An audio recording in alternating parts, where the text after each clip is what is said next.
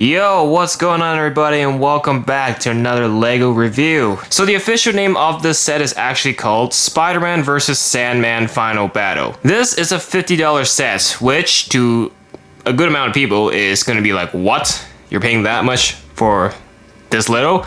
As you can see, there's really not a lot going on. It's big enough to fit on my turntable that I use for Funko Pops, so it kind of gives you a perspective of how big this set is actually going to be. And you're paying 50 Canadian dollars for this? Yee. Is it actually worth it? Well, that is what I'm here to answer today in this review, so let's dive right into it. Right, let's take a look at this set. Well, first impressions, it's not that big.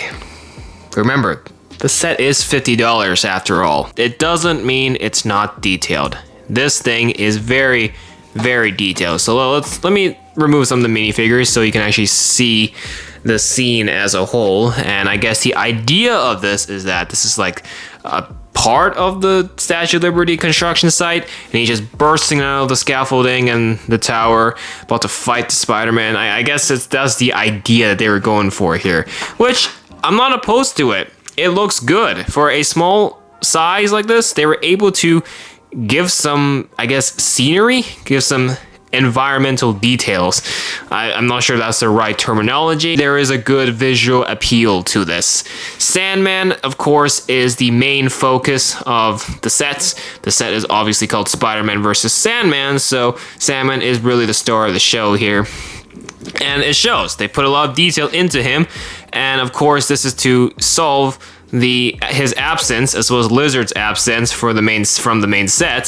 So they really put the budget that they were given to really make Sandman look good here. And does he look good? Well, remember, he is CGI in the film. He is mostly CGI because I don't think the actor was even on set. So yeah, he is CGI. So with CGI, you're able to be a little bit more detailed and with facial expressions, textures, and all that. And I think LEGO was able to put that into a physical matter here very, very well.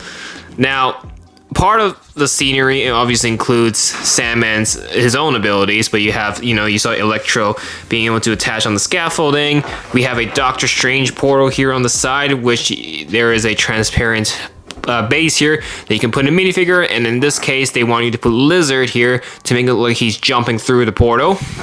Of course, we have another web here attached onto the telephone pole with Spidey or Tom Holland right here swinging on it, and the web is attached onto there, but we're going to remove Tom for the time being. And the tower itself, it's a very simple build. It's literally just the pole piece, and then you build the Doctor Strange portal on the side and attach the web onto there. That's pretty much it. It is built on an angle on the back here, and it just works as a background thing. I like that they make it look like it's falling, and it's not just standing up. It gives some visual variety with it. The scaffolding is the same here. It also looks like it's on an angle, so it makes it look like it's, in the process of falling down or being tipped over, so I like that as well. Down here, a little bit of a detail thing here. Let me see if I can bring it closer for you guys. But as you can see, there is a fire extinguisher, so it's not super bland. For usually small sets lack details. Remember, this is no small set. It is small in size, but it's not a small set, especially with how much you're paying for this set. So they do have some good details, nothing stickers or printed related. It's just they use pieces to add a bunch of texture in terms of details. Now, Sandman himself has a lot of articulation. They use a lot of ball joints to articulate his arms right here. Very reminiscent of Hero Factory or Bionico. For those of you who are into LEGO long enough will remember the good old days.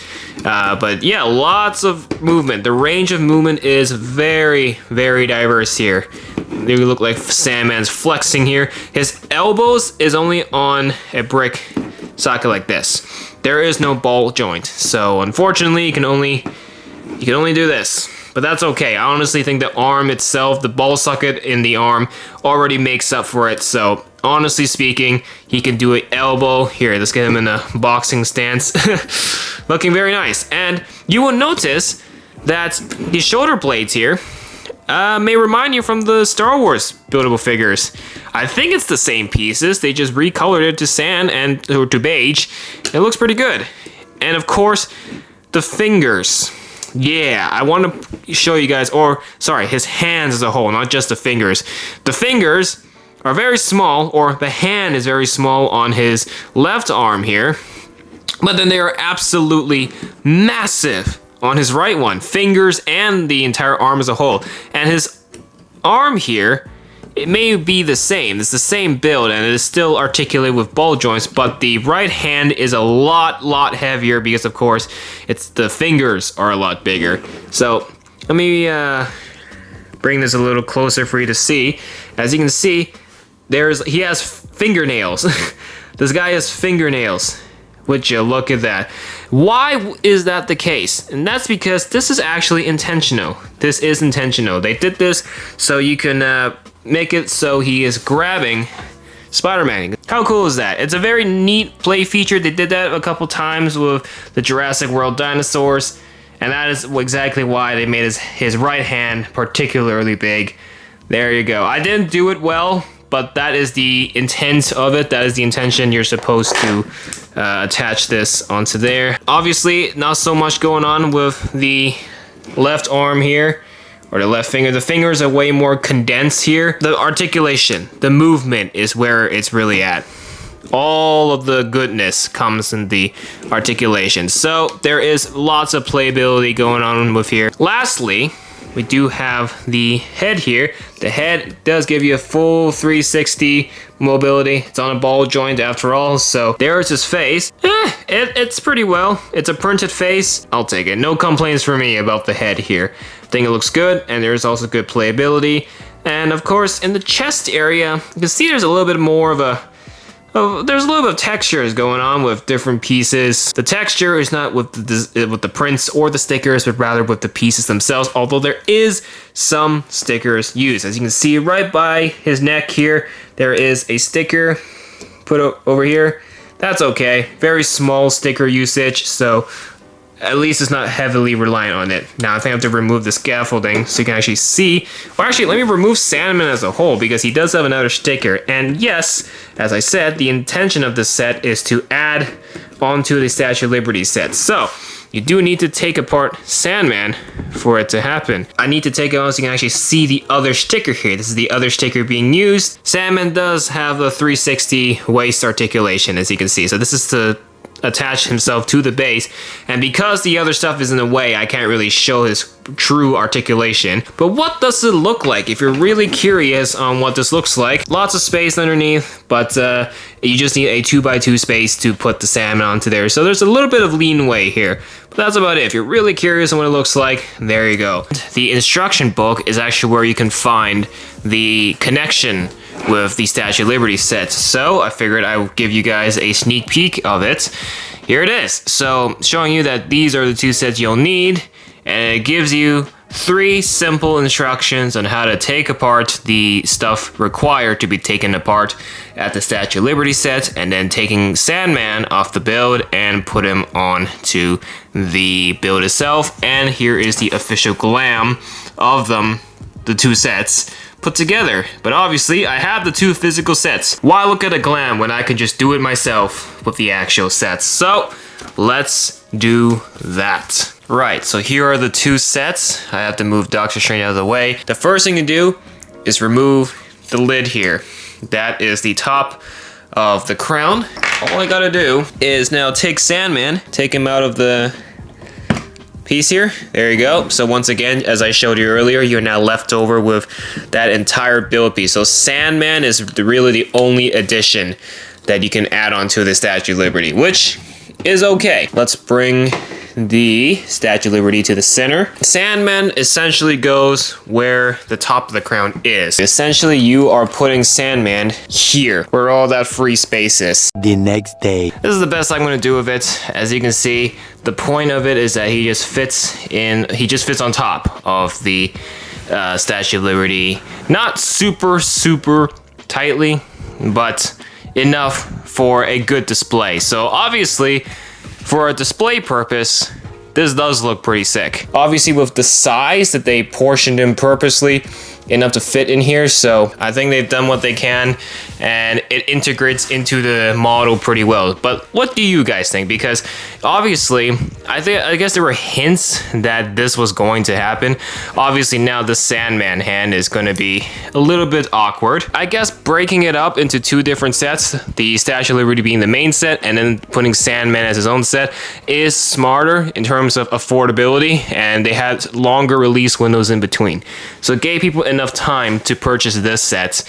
And now that it's the new year, then they introduce a DLC or an extension onto it. The purpose of this set is just to add on to this. But what about the set by itself? I think it functions well by itself, but adding this onto the crown or into the Statue of Liberty here makes it look even better. But it will work well on its own. But there you go. What do you guys think? Let me know in the comments, because now it's not over yet. We still have a little bit to go through. Of course, I'm talking about the minifigures. Alright, it is time to take a look at the minifigures. Let's start off nice and simple with one we already know. This is, of course, Tom Holland's Spider-Man in his integrated suit. Yes, this is the exact same one from the Statue of Liberty set. So yes, if you buy both sets, you will get two Tom Holland Spider-Mans. It is going to be a duplicate. But is that really a problem? Personally, I don't think so, because what else are they going to do? Other than that, there's nothing new here. It's the exact same one you've seen, but it's still a good figure nonetheless. Next up, we have what I personally think a major upgrade of Electro. Now, of course, this is another duplicate, technically so. You have him from the Statue of Liberty set as well as the Tom Holland Spider-Man. But I like this Electro a lot more because they fixed a problem that the previous Electro had. It was too heavy. He was very unbalanced because all the lightning at the back, while it looked really cool, gave too much weight, and he was unable to stand up on his own, and all the weight just completely dragged him down. And if you don't attach him to a stud, yeah, he ain't gonna stand up. And Lego has, I guess, acknowledged that problem, and then when they were making the set, they're like, you know what, let's give the fans a new Electro. You know, there's a good chance to put him in this set, and I guess that's what they went with. As you can see, this Electro has lightning as well in the back, but it's much more simplified. It's much smaller pieces, and most importantly, he can stand up on his own. When I was reviewing the other Electro figure, when I was doing the Statue of Liberty set, I had to hold the figure with my hands. I couldn't put him on the turntable like this because he was too heavy. He was just too heavy. So of course Lego was able to eliminate that problem with this figure here. So honestly, this is a duplicate I do not mind getting because this is a much more improved version of the figure. Lego has acknowledged their mistake and they gave us a better one, so I will happily forgive them on that other duplicate. And I will actually I might put this one on display instead of the other one. I might put that one back in the box and have this Electro out, because yeah, the lightning he's shooting out of his hands is not as impressive as the first one. That one did look cooler, I will say. But most importantly, they fixed the situation going on behind him. So I'm glad Lego did that. This is a good Electro. Despite being a duplicate, it's a remake and an improvement of the character. And last but definitely not least, our one new minifigure, and is gonna be the selling point of this set, meaning a lot of people are going to want to buy this set, not just for the Sandman, but also for this figure, which is of course the Lizard. Now, some people don't like the look of him. Some people preferred a much darker green, not so much on the olive side. People were more looking towards like the green, the darker green sort of texture of it. And I can understand why. I will say this figure does not look perfect. There are some things that kind of bother me about it, but ultimately in the end, it is a Lizard after all, and they had to follow the Lego minifigure standards, and this was the best they could do with the template. So I honestly can't blame them for trying. They did their best, and the fact that they gave us an original Lizard minifigure, that's good enough for me. One thing I will say, his face does look a little bit ugly. I do think his face could be a lot better. If you actually look at what he looks like in the movie, his teeth aren't really like that. He looks more like the crocodiles from Chima, if you're old enough to remember that theme. Gonna put you on a throwback here, but other than that, look, I do agree with the colors. I would say maybe olive green wasn't the best choice, but other than that, I don't really see a problem with it. The tail looks good. The tail has no prints, but that's fine. It's just an add-on piece, if you will. And overall, the lizard is bald anyways. It doesn't have any hair, so it wouldn't make sense for LEGO to give this minifigure a hair. So, it's fair enough. This is the new figure, and I hope it's going to remain exclusive to this set. Otherwise, he will lose his value quite quickly, and a lot of people won't be as intrigued to buy this set if Lizard was more accessible. But other than that, let me know what you think of the Lizard minifigure. Basically, the newest figure in this set is this one. I don't really count Sandman because he's an actual build. So, yeah, the Lizard minifigure. Alright, looking at the box here, there is 347 pieces in this set, and it is set 76280. One more thing, I do very much appreciate the corner, the art of Tom, Toby, and Andrew. On the back of the box here, just showing you some of the play features. It doesn't actually show you that you can connect this to the Statue of Liberty set. That is actually shown in the instruction book, but not here. Not here. It just shows you the play features of this set as a whole, and it just shows you can detach Sandman from the build, and that's about it. But that is it for the box. A pretty nice and simple, but well-designed box. Let's answer the big question. Is this set even worth it? It is 50 Canadian dollars after all, and if you're watching from a different country that doesn't use Canadian currency, you can convert $50. That should give you the idea. And it is a pretty hefty price tag for something like this. I think you would normally expect maybe a $30 price for a set like this.